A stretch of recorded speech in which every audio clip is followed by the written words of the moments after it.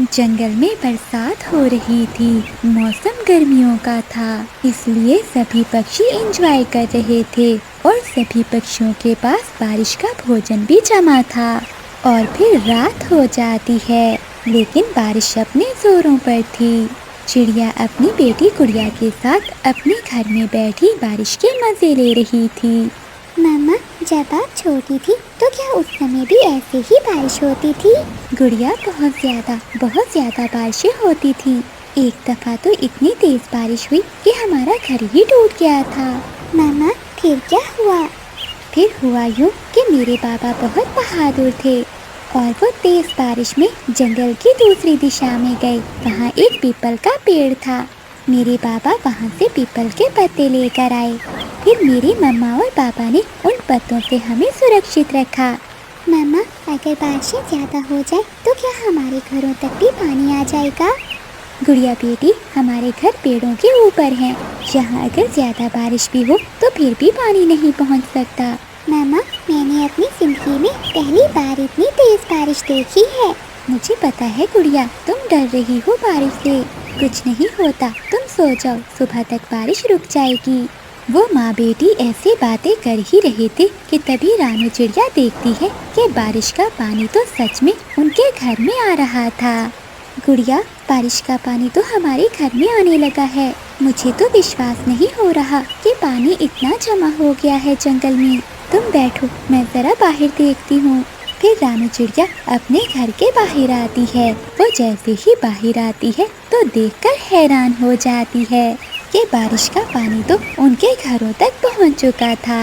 और वो देखती है कि सभी पक्षी पेड़ों पर बैठे हुए हैं और उन सब के घर भी पानी में पूरी तरह डूब चुके हैं। चिड़िया बहुत डर जाती है।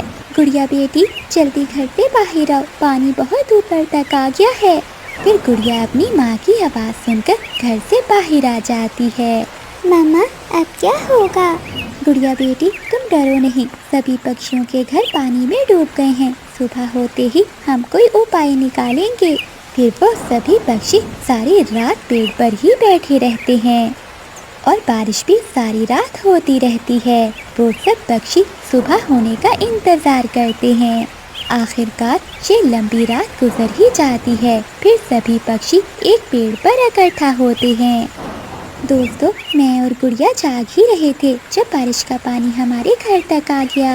रानू, पानी बहुत ज्यादा है, सभी पक्षियों के घर डूब गए हैं और भोजन भी पानी में बह गया है। चिड़िया, मिठू ठीक कह रहा है। ऐसे हाल में अब हम यहाँ नहीं रह सकते, हमें दूसरे जंगल चले जाना चाहिए। कबूतर भैया, हमें बारिश के रुकने का इंतजार करना होगा। जैसे ही बारिश रुकेगी तो हम अपने घर फिर से बना लेंगे। चिड़िया, तब तक तो हम भूख से मर जाएंगे। गोरी ठीक कह रही है, दूसरे जंगल जाना ही बेहतर है। आप सब मेरी बात मान लें, मैं ये जंगल नहीं छोड़ सकती। यहाँ मेरे माता पिता ने जिंदगी गुजारी है। मुझे इस जंगल की हवाओं से अपने माता पिता की खुशबू आती है। और वैसे भी साथ वाले जंगल में जो उल्लू रहते हैं वो हमें कभी भी वहाँ घर नहीं बनाने देंगे। चिड़िया ठीक कह रही है, वो उल्लू बहुत बुरे हैं। हम सब ऐसा करते हैं कि पहाड़ों पर चले जाते हैं, वहाँ तक तो बारिश का पानी नहीं आएगा। जब तक बारिश नहीं रुकती हम पहाड़ों पर ही दिन गुजारते हैं। फिर सभी पक्षी मिठू की बात मान लेते हैं और वो पहाड़ों की ओर चले जाते हैं। बारिश बहुत तेज थी, सभी पक्षियों का भूख से बुरा हाल था। हर तरफ पानी ही पानी था। तभी कबूतर की नजर थोड़ी दूर पहाड़ पर एक पेड़ पर जाती है, जिस पेड़ पर कोई फल लगा हुआ था। सब पक्षी वो देखो, सामने पेड़ पर कोई फल है। फिर सभी पक्षी उस पेड़ के पास जाते हैं। भूखे तो सभी थे, वो सब उस फल को खाना चाहते थे। सब पक्षी सुन लें, हम बड़े हैं तुम सब पक्षियों से। वैसे भी इस पेड़ पर बहुत कम फल हैं, ये फल हम कभी ही खाएंगे। और तुम सब पक्षी अपने लिए कोई और खोज करो। सब पक्षी गोरी की ये बात सुनकर बहुत हैरान होते हैं। लेकिन ये फल पहले मैंने देखा था, इसलिए हम सब पक्षी खाएंगे ये फल। गोरी बहन, इस मुसीबत के समय में हम सबको एक साथ की जरूरत है। और तुम लड़ रही हो? मेरी तरफ से तुम सब मरो भूख से। बारिश का क्या पता रुके या ना रुके, लेकिन ये फल तो मैं किसी और को नहीं खाने दूंगी। गौरी, हम ऐसी बारिश में तुमसे लड़ना नहीं चाहते। कबूतर भैया छोड़ो, चलो हम आगे चलते हैं। हो सकता है कि हमें कोई और पेड़ मिल जाए इस पहाड़ पर। फिर वो सभी पक्षी वहाँ से चले जाते हैं। गोरी कभी तो बहुत खुश थी कि उसने पक्षियों को भगा दिया है। गौरी, क्या हो जाता अगर तुम उन पक्षियों को ये फल खा लेने देती? कालू, बारिश इतनी ज्यादा है कि सारे पेड़ डूब गए हैं पानी में। ये फल भी पहाड़ पर है इसलिए बचा हुआ है। अगर हम अकेले ये फल खाएंगे तो 2-4 दिन गुजर ही जाएंगे। और फिर ऐसा कहते हुए गोरी कभी पेड़ से फल खाना शुरू कर देती है। बाकी पक्षी जैसे ही थोड़ा आगे जाते हैं तो उन्हें पहाड़ पर एक गुफा दिखाई देती है और वो सब उस गुफा में चले जाते हैं। अगर गोरी ने हमें फल नहीं खाने दिया तो ऊपर वाले ने हमें बारिश से बचने के लिए कितनी सुरक्षित जगह दे दी है। अब जितनी भी बारिश हो हमें कोई चिंता नहीं। वो सब वहाँ बैठे थे कि गुड़िया की नजर सामने एक संदूक पर जाती है। मम्मा, मम्मा, वो सामने क्या है? गुड़िया बेटी, ये तो संदूक है, इसमें इंसान अपनी काम की चीजें रखते हैं। चलो चलकर देखते हैं इसमें क्या है। जैसे ही चिड़िया संदूक को खोलती है तो उसकी खुशी से चीख निकल जाती है।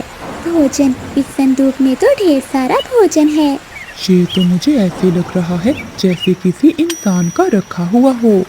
कबूतर, जो भी हो, ये ऊपर वाले ने हमारी मदद की है क्योंकि हमने गोरी की तरह लालच नहीं किया। फिर वो सभी पक्षी भोजन खा लेते हैं। ये कालू काका भी गोरी कभी से कम नहीं है। अगर चाहता तो वो अपनी पत्नी को समझा सकता था। हम सब कितनी मुसीबत में थे, लेकिन गोरी को केवल अपनी ही चिंता थी। वो सब ऐसी बातें कर ही रहे थे कि कालू काका भी वहाँ आ जाता है। कालू काका आते ही रोने लग जाता है। कालू भैया, क्या हुआ और गोरी कहाँ है? चिड़िया, गोरी मर गई मेरी पत्नी। क्या कालू, ये तुम क्या कह रहे हो? अभी थोड़ी देर पहले तो हम उसे अच्छी भली छोड़ कर आए हैं। आप सब जब वहाँ से गए तो गोरी कवि ने वो फल खा लिया। वो फल तो इतना जहरीला था कि खाते ही गोरी कवि के पेट में दर्द शुरू हो गया और वो वहीं मर गई। कालू, क्या तुमने तो नहीं खाया वो फल? नहीं, मैंने तो अभी खाया ही नहीं था।